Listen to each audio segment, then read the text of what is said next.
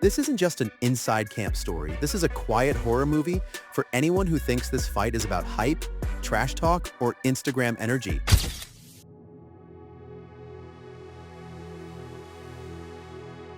Just in preparation for January 31st against Shakur Stevenson. He was born for this. He's God-gifted. We're implementing a lot of different things for this camp. You got to do things in there that people have never seen. Every day is a different type of segment of working out. Earlier today, I had a little bit of strength and conditioning, and then swimming, exercising and expanding those lungs. And then we finish off late night. We come here and do 18 ounces of gloves, an hour or as long as I can of training without no break. Just trying to see how much more I could push. He's the best whenever he's in good condition. I'm not on the level that I think I am and I say I am, so I made this fight for that reason. That was my competitive edge kind of kicked in when I wanted to make this fight. Manny, work on your pace. Shakur's always been on the top level. All these guys have been looking up, so, it's about time that they really find out where their place is, They weren't looking up for nothing.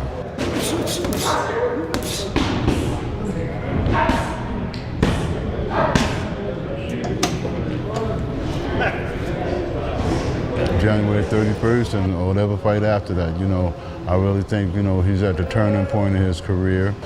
Because while the internet is busy replaying sound bites and arguing over who's more dangerous, Shakur Stevenson is doing something far more unsettling. He's locking himself in the gym with Terence Crawford, one of the coldest thinking fighters of this generation, and asking him a simple question. How do you survive chaos and then suffocate it? This is Camps, I'm actually having more meals in between rather than before. I've been with him ever since he started boxing, which was at 6. I really knew that he was really good when he started beating professional fighters at 13, 14 years old. Between me and Shakur, when we were on the top rank, because we were the next rising stars, we sparred. We did only 3 rounds back in Miami in 2016. I was getting the best out of him. You should have seen afterwards. Why do you think he said stop? He said stop recording. Come on, dog. Considered by many as the pound-for-pound king, Lomachenko! I want him to chase Loma because I knew that if we missed that opportunity, we would have never got it. sparring for clips. This is education under fire. And if you're Teófimo López, this should be deeply uncomfortable. Crawford isn't just a champion, he's a blueprint. A man who understands timing the way chess grandmasters understand space. He doesn't waste punches, he doesn't rush moments. Find out. Today is chest, triceps, a little bit of shadow boxing with some weights. Keep the ligaments and everything loose. A little bit of forearms to finish it off.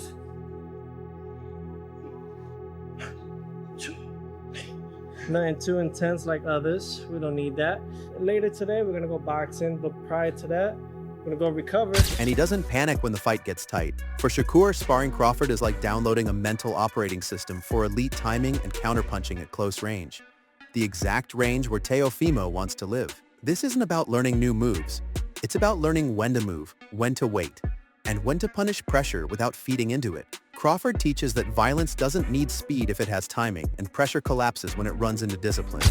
Yep, the original classic, reason why we're here type of boxing.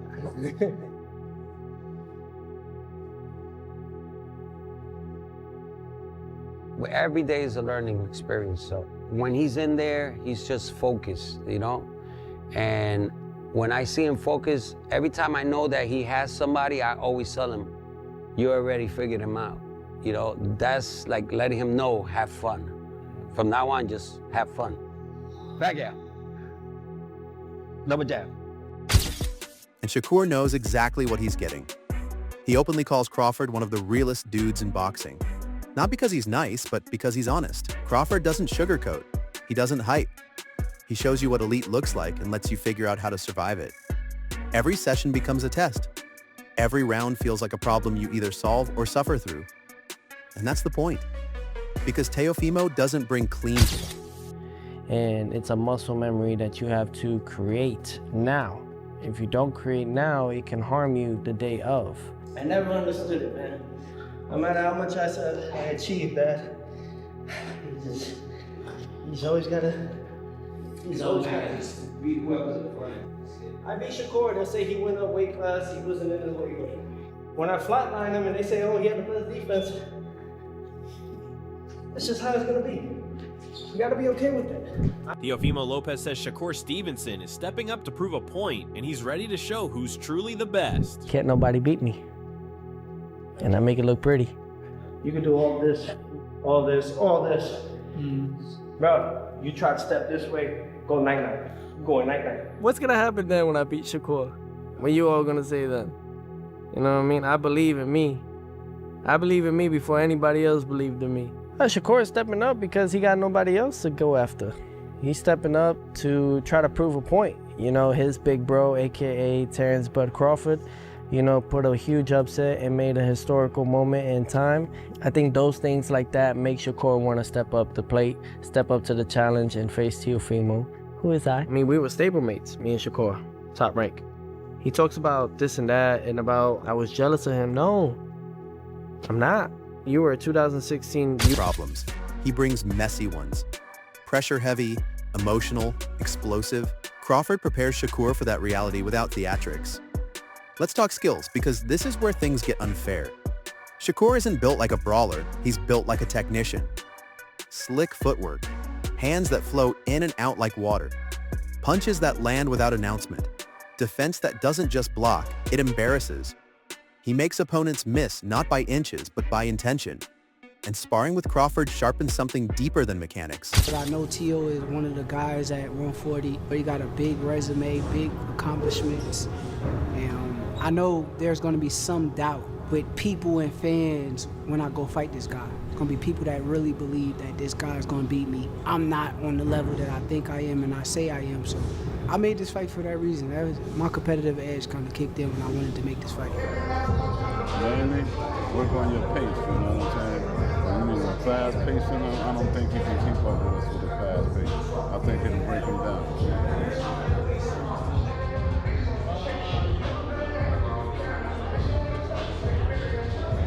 He like to work off his jab, so you have boxing world know that we brothers and we'll never fight each other.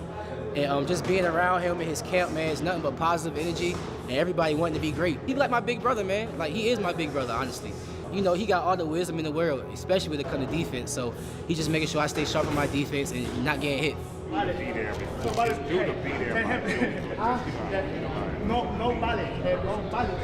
Later than they say. Hey, you speak Spanish? Yeah. And you speak English? What did you say? What did you say? It sharpens patience under pressure. Those micro adjustments most fans never see. The half steps, the angle shifts, the rhythm changes. That's the language being spoken in that gym. And against an aggressive fighter, those details are survival tools. Because here's the truth nobody wants to admit. Aggression doesn't scare technicians. It exposes the impatient. Pressure fighters thrive when opponents rush, when they panic, when they swing to prove something. Shakur is being trained to do the opposite, to let pressure come, to let it burn energy, to let it reveal patterns, and then, only then, to respond. So far, we had an excellent camp going so far, and I think that, you know, Shakur is going to be in the greatest shape of his life for this here fight. He gets better by the hour, so being that he gets better by the hour, soon he'll be invincible. So, you know, that's the way we're looking at it. Tio is probably the biggest opponent I fought, but I don't feel like size win fights.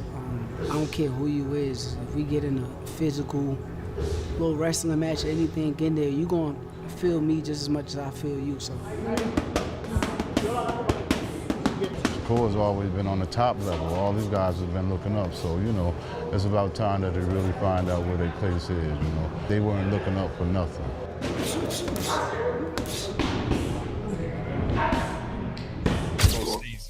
Stevenson, that definitely makes sense. Who do you think's gonna win that fight?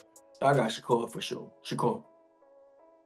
Do you think he wins this comfortably, or do you think it'll be a close fight? I think he wins it comfortably. Yeah, I think he wins it comfortably. I think, you know, Shakur. I think the thing is about Tio is very good athletically.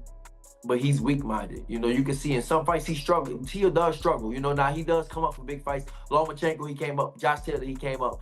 But a lot of fights, man, he struggles in. You know, he does struggle on a whole lot of fights and stuff. Like, I think he looked good. Yeah, he looked good against Barboza. But like I said, for the most part, Teo does struggle. And I think he struggles mentally with a lot of things. But I think with Shakur, I think Shakur's going to break him. I think maybe the first two or three rounds, it might be a close fight. You know, it might be close. It might be 2-1 or something like that. But then Crawford has made an entire career out of that exact philosophy. Calm first, violence second, celebration last. Mentally, this is where the real damage is done. Sparring with a veteran like Crawford normalizes high-level adversity. Nothing feels overwhelming anymore. Big moments stop feeling big. Loud gyms feel quiet. Fast fighters don't feel fast. The body learns to react without permission from fear. Shakur is probably going to start stepping up, and Teo's going to try to hit him, and it's not going to work. And then Shakur might start. The thing about Shakur is a very good, a real good counterpuncher, really sharp, real sharp with the counterpunch. He sneaks those punches in, you know, and that's the ones that hurt the most when he just sneaking them in when you're not supposed to hit him. So I definitely feel like, I feel like Shakur is going to beat him comfortably. Not a knockout, but comfortable 12 rounds for sure. Have you sparred Lopez before? I never sparred Teo. I'm not just saying this. One of the best fights that could have been made in boxing. When Teo is on, unbelievable. Shakur, unbelievable. What happens? Can I tell you my thoughts? I hope so, yeah, go on. I think it's going to be a bore fest. It could be. An elite level chess match. On paper, it's an unbelievable fight. But I think when you're in there with a boxing master like Shakur, and he's going to play the game of just playing chess and not making no silly moves. And Teo is so, like, erratic at times, but very technical at times, and explosive. Will he, because he's smart, he is very smart, will he be making the mistakes? Confidence stops being loud and starts being automatic. Shakur isn't learning how to win pretty. He's learning how to win when everything goes wrong. And that matters because Teófimo specializes in trying to make things go wrong. Now let's flip the camera, because Teófimo isn't oblivious. He's been aware of Shakur since their amateur days. He's watched the style evolve. He knows the movement, the defense, the precision. He talks reckless, but underneath the bravado is recognition. You don't keep mentioning someone you don't respect. You don't plan to make a fight ugly unless you're worried it might get clean. Teófimo knows Shakur doesn't fight chaos, he drains it. And that's why the pressure talk exists. That's why the dirty but legal talk exists. That's why the volume stays high. Teófimo believes explosion overwhelms control. One person stay in the middle and they just spot everybody that one person stay in while they keep. That's what that was. That's what I was doing. It wasn't just Shakur there. It was Shakur there. Richard Hitcherson's was there. He didn't want to spar. Who else was there? I want to say what? Keyshawn brother was there. Keyshawn Davis' brother was there, but he was just there as a spectator. I was about to spar with Troy Isley. Right. Did some rounds with Troy. You sparred all of them. Not Keyshawn brother. That was another day. Okay. But they was all there. All of them was there. That whole little camp.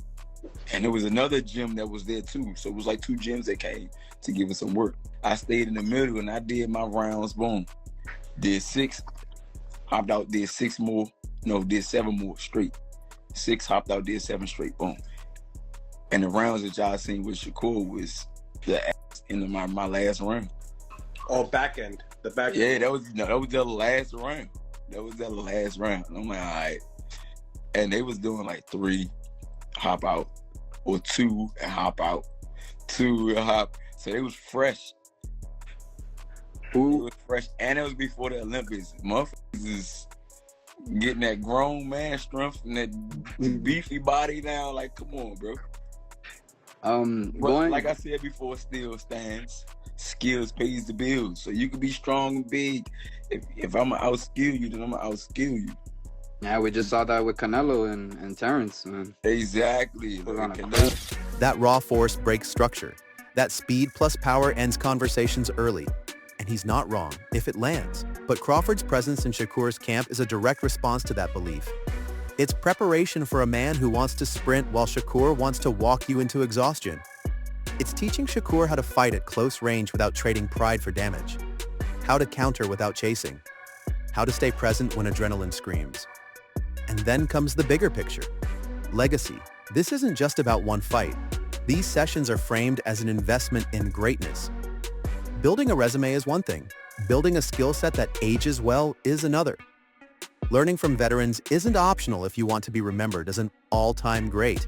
It's mandatory. Crawford is passing down habits, not highlights. Discipline, timing, decision-making. Things that don't trend, but win championships. This camp isn't loud, it isn't flashy. There are no viral knockdowns, just rounds, adjustments, corrections, repetitions. Tell me, how the hell do you beat some damn Shakur Stevenson? I'll wait. How you beat Shakur Stevenson?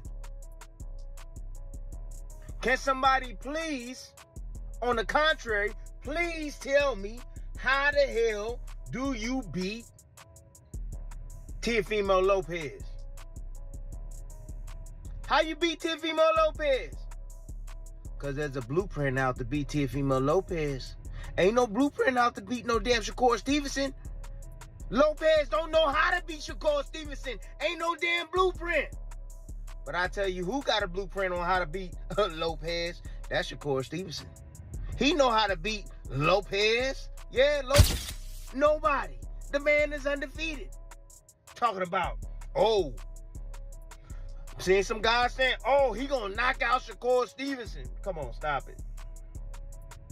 Stop it. When the hell the last time that Lopez knocked anybody out? I mean, he hit Claggett. Well, Claggett, yeah. He hit Claggett with the kitchen sink. And Claggett ain't go no damn where. Shit, I mean, come on. When was the last time this man knocked somebody out? Come on. 135 when he was bigger than everybody? Yeah. That was it. So, y'all can miss me, man. Miss me with he gonna knock out Shakur. Efficient. The kind of work that looks boring until it ruins someone's night. Shakur isn't preparing to entertain. He's preparing to control. And control is terrifying because it gives the opponent nowhere to hide. No excuses, no rhythm, no momentum. So when the bell finally rings against Teófimo López, this won't just be a fight. It'll be a philosophy exam. Chaos versus discipline. Explosion versus suffocation. Ego versus execution. Teófimo will bring the storm, Shakur will bring the blueprint. And Crawford's fingerprints will be all over the timing, the counters, the patience. Because while the world argues about confidence and trash talk, Shakur Stevenson is learning how to stay calm in someone else's chaos. And that might be the most dangerous preparation of all. Inside camp, silence speaks louder than hype.